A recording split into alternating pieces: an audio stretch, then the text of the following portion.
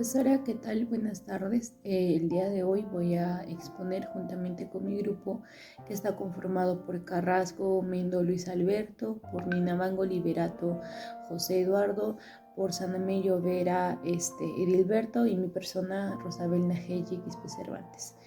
En este caso, nuestro tema del trabajo es el siguiente: análisis filosófico jurídico sobre el caso de institucionalidad del artículo del 132 del Código Penal peruano y la diferenciación entre tipos de positivismo. Presentación del caso.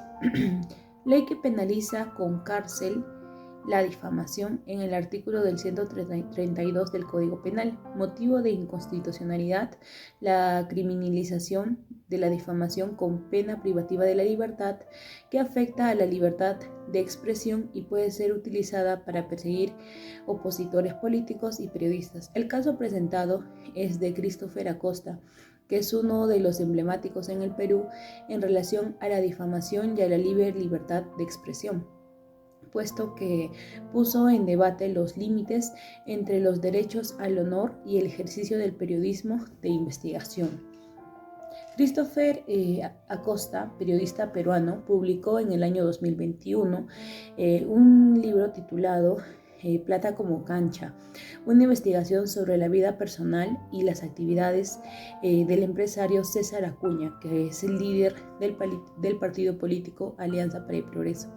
El libro incluyó declaraciones, testimonios y citas de terceros que describían aspectos controvertidos de la vida personal y profesional de Acuña, entre ellos acusaciones de corrupción, plagio y supuestos actos cuestionables relacionados a su fortuna y a su trayectoria política. Bien, continuando, vamos a abordar ahora el positivismo excluyente de Kelsen. En relación a esta doctrina, Hans Kelsen propone que la teoría pura del derecho debe entenderse como un sistema de normas independiente de otras órdenes normativas, como caso de la moral o la política. Propone justamente que el derecho no está separada de otras disciplinas como la ética, la política o la sociología. Y justamente define al derecho como una orden social coactiva cuya función es regular conductas humanas mediante sanciones organizadas socialmente. Esta característica diferencia de órdenes como la moral o la religión, ¿no?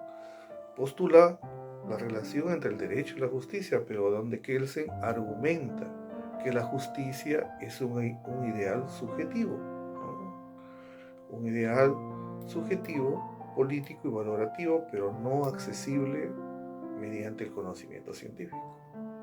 La ciencia jurídica debe enfocarse, dice, exclusivamente en el análisis normativo, sin influencias externas que afecten su objetividad. En este sentido, Kelsen distingue entre el ser, o sea, los hechos, y el deber ser, o sea, las normas, lo que debe ser. Este dualismo es fundamental en su teoría, ya que las normas no se derivan de los hechos, sino de otras normas.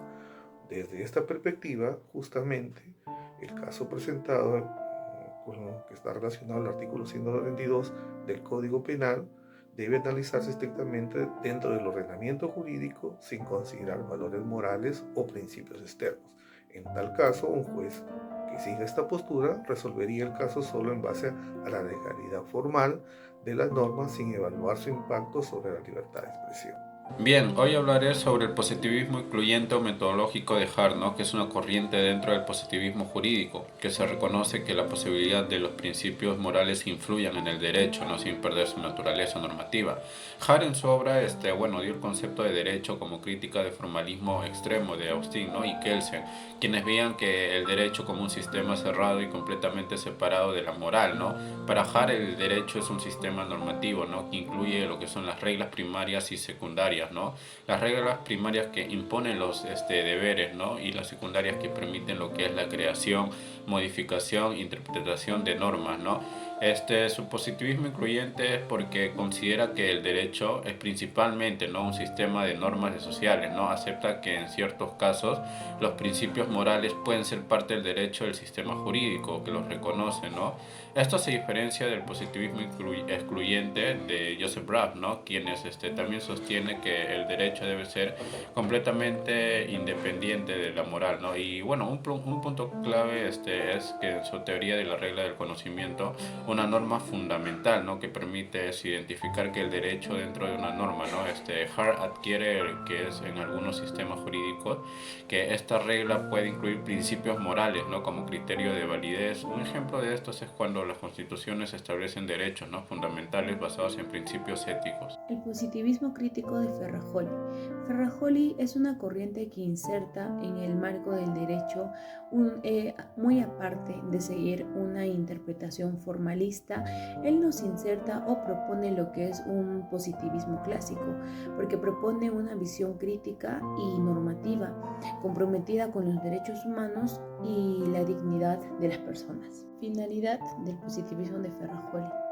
Su principal aporte es el concepto del garantismo, que señala que la función del derecho no es solamente imponer normas, sino también que protege a los individuos frente a los abusos del poder, especialmente en el contexto de los sistemas políticos y jurídicos. Ferrajoli nos menciona el positivismo crítico en algunos puntos importantes, como por ejemplo, derechos fundamentales y la función del derecho. Ferrajoli nos argumenta que el derecho no solamente es un simple conjunto de normas creadas por las autoridades, sino que también debe basarse en los principios fundamentales, en los derechos fundamentales, tales como los derechos humanos. El derecho de garantía. La principal función del derecho es actuar como una garantía de la libertad, la igualdad y la dignidad humana. El poder jurídico y la separación de poderes. Ferrajoli subraya la necesidad de separar los poderes, tanto para evitar el abuso del poder ejecutivo como para poder asegurar el poder judicial sea independiente y capaz de defender los derechos fundamentales. Lo relacionado al caso. En este caso, obviamente, apoyamos al periodista basándonos en el comentario o lo que nos dice Ferrajoli, es que apoyamos porque la teoría de Ferrajoli protege a los derechos principales del humano. En este caso, lo que es la libre expresión. No se puede callar así por así. Uno es libre de opinar y decir lo que piensa. Y damos la razón en este caso al periodista Christopher Acosta. Continuando, el realismo jurídico de Ros. Niels Henrik Ros, filósofo y jurista danés, desarrolló una crítica al positivismo jurídico a través de su teoría del realismo jurídico, la cual subraya varias ideas centrales. El derecho no se reduce a las normas escritas. Según Ros, el derecho no debe entenderse únicamente como el conjunto de reglas, normas escritas en los códigos legales, en lugar de ver las normas como elementos estáticos. Él sostiene que el derecho se debe analizar en su aplicación práctica y en el comportamiento real de los jueces, abogados y demás actores del sistema legal. Ros no niega la existencia de normas jurídicas. Por su enfoque sobre la validez es diferente al del positivismo tradicional.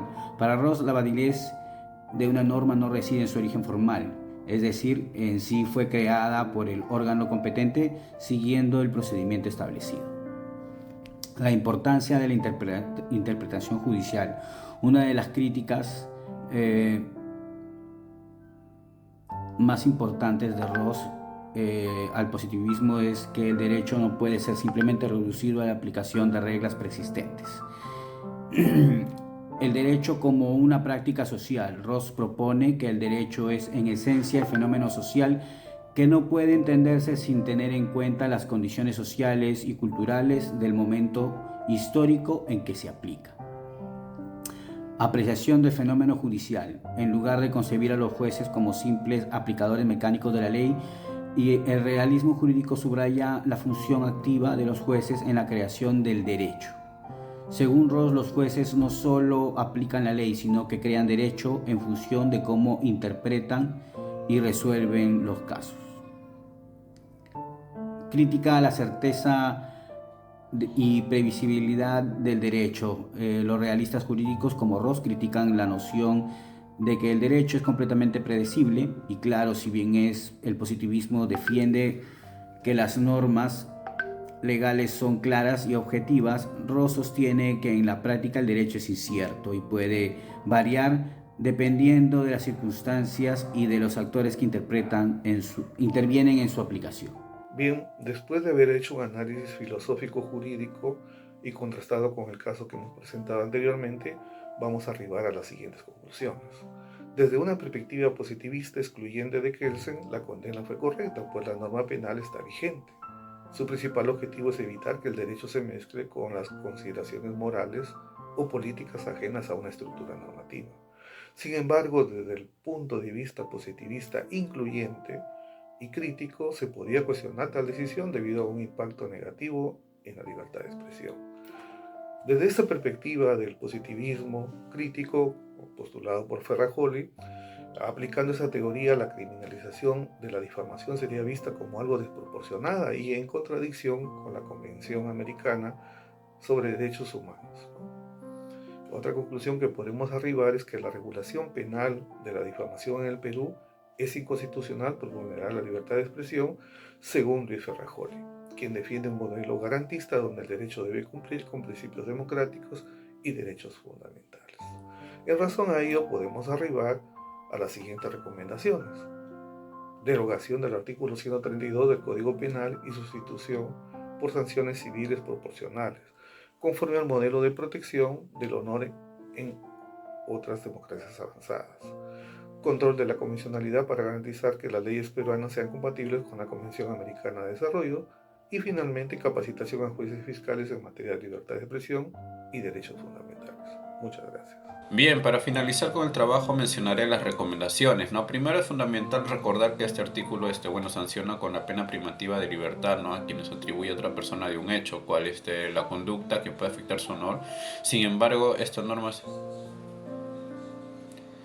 Bien, para finalizar con el trabajo mencionaré las recomendaciones, ¿no? Tenemos la derogación del artículo 132, ¿no? Que está sustituirlo por sanciones civiles proporcionales, ¿no? Como en democracias avanzadas, para evitar lo que son los abusos contra la libertad de expresión, ¿no? También el control de convencionalidad, ¿no? Que garantiza las leyes que sean compatibles, ¿no? La Convención Americana sobre los Derechos Humanos y no restrinjan indebidamente la opinión pública, ¿no? También tenemos lo que es la capacitación a jueces, fiscales, formarlo en libertad de expresión y derechos fundamentales para evitar lo que son las decisiones que vulneren el debate democrático, ¿no? Y bien, eliminar también por difamación, ¿no? Aplicar sanciones civiles proporcionales, ¿no? Y evitar los casos como Christopher Acosta, donde el uso del derecho penal afectó el libre opinión, ¿no? Y eso sería el trabajo del día de hoy. Muchas gracias.